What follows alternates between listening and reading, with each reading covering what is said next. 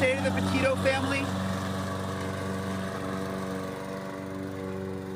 Judging by the thousands upon thousands of people who watched a live stream of this very strange decision by Chris Laundrie, it was by far one of the more surreal exhibitions we have seen on that front lawn to date. I mean, 1 month, no one mows the lawn. Full month in Florida.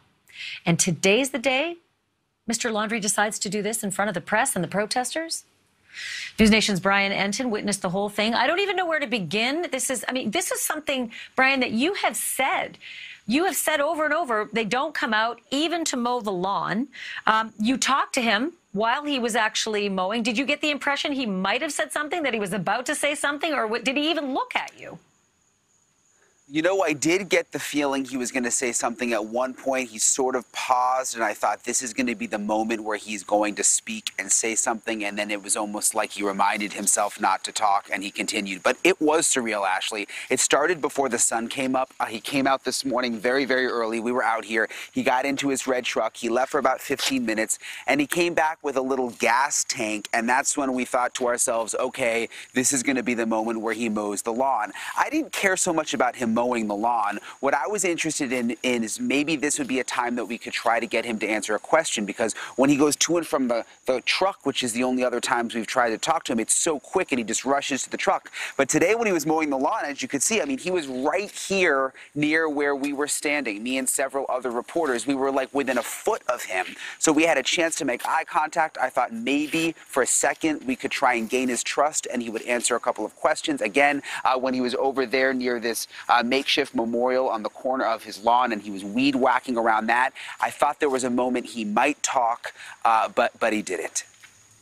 But I think that, and I was reading the comments of all your followers during this live stream, and many of them said the same thing. There's nothing wrong with mowing the lawn.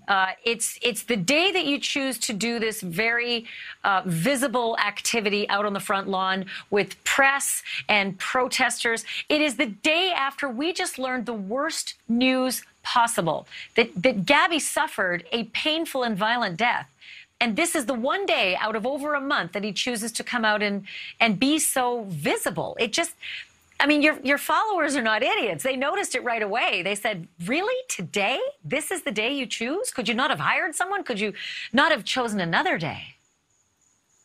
Yeah, the timing was certainly very strange the day after the coroner made the announcement about the strangulation. We certainly weren't expecting it to happen today, but I'll tell you, being here and watching the whole thing from beginning to end, it did sort of seem like he was on a mission, like he had mentally said, I'm going to mow the lawn. I know the media is there, but I'm just going to look straight ahead and I'm going to keep mowing. And just sort of a side note, I mean, the neighbors have said that he did religiously mow his lawn every single Monday and that his yard was meticulous.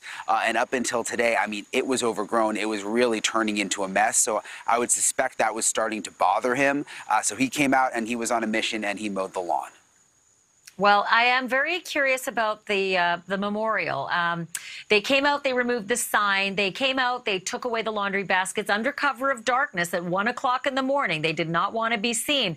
But today, describe for me how specific he was in front of all the cameras not to disturb anything in that memorial. And if he could have read some of those messages, what he would have seen as he was weed whacking around the memorial.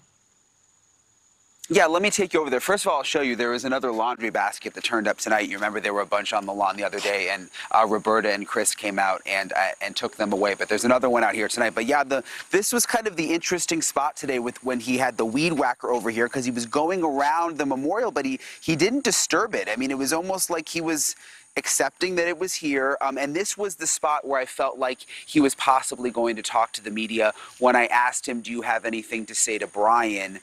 He seemed to pause right in this area. And again, that was really my intention of even being out here and just trying to get him to say something. But again, he didn't say anything, Ashleigh. So I was wondering, since that news yesterday, which was, really hard to hear, that I think in the back of our minds, we all had hoped that maybe Gabby died accidentally, that maybe there was some other explanation to all this awfulness. And yet the only explanation was that it was more awful than you could imagine, sort of hand-to-hand manual strangulation. We're going to get into why we know exactly that there were hands-on. It's not just that it was called manual strangulation. The coroner actually let you know something very interesting. We'll talk about that in a minute. But I would assume that a lot of protesters might have shown up just angry, outraged, and frustrated by the awful news. It was actually quiet out here today. And again, I think I told you this a couple of days ago. The protesters sort of have a different plan now. They realized that the neighbors were fed up with the bullhorn, so they have been talking to neighbors more one-on-one. They went back to Cassie's house. They haven't been doing the typical bullhorn protesting that we have seen out here. But you mentioned how difficult the news was to process about the autopsy. I'm hearing that from everyone. I mean, I think this is one of those moments in this story where people are having a hard time fully digesting it, because it's so awful. Kind of like when we saw the body cam video for the first time, when we saw what was really going on in their relationship. I think this was a similar moment. It's been especially difficult, obviously, for survivors of domestic abuse. I mean, and we all feel like we know her, given the fact that there was just so much, social media content that they had, given out in their lives, that we would follow along. We felt like we got to know her. We felt like we got to know her joy of travel. And that is often what makes a big story, is the amount of video that brings a person to life instead of just a text or a track. Let me ask you about this other moment in the darkness, which I thought was odd. It happened before daylight today. Obviously, you work very early and very late. You saw Mr. Laundrie come out before the whole mowing business. You saw him come out and leave and return with a gas can. What was going on there? Yeah, so he left again. It was about 15 minutes. We weren't sure where he went, and then he returned a short time later, pulled in, and he had the gas can with him, and he took it into the house, which was interesting. And it was early. I was still tired, so it didn't occur to me at first, but then the more I thought about it for a couple minutes, I'm like, oh, I think this is going to lead to him mowing the lawn, which is exactly what happened. He waited for the sun to come up, and then he started. Okay, let's take a look at the moment, because you had some time to throw some questions at him while he brought those gas cans out. You and another reporter who were on site early. Let's roll that and listen to how he responded to your questions then.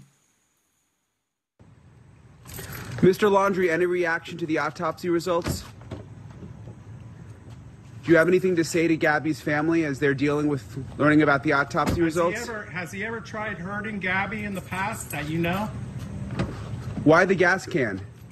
Why are you getting gas?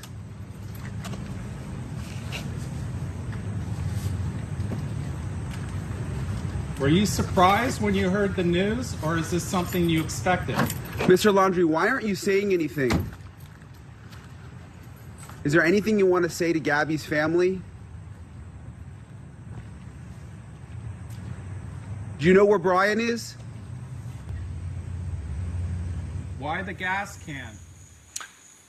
So I really thought that perhaps this being the day after the autopsy report came out, that maybe Mr. Laundrie would have a moment where he wanted to say something to Gabby's family, even something short. But again, that didn't happen. I'm still curious as to why the pre-dawn trip for gas. I mean, clearly at the time you wouldn't have known that he was going to do the lawn, but why did he need to leave in the darkness to get the gas? Well, I think, it's noticeably cooler here in the morning. It's obviously a very hot time of year in the middle of the day, so I think he probably wanted to get the gas for the lawnmower, and then as soon as the sun came up before it got really hot, he was out mowing.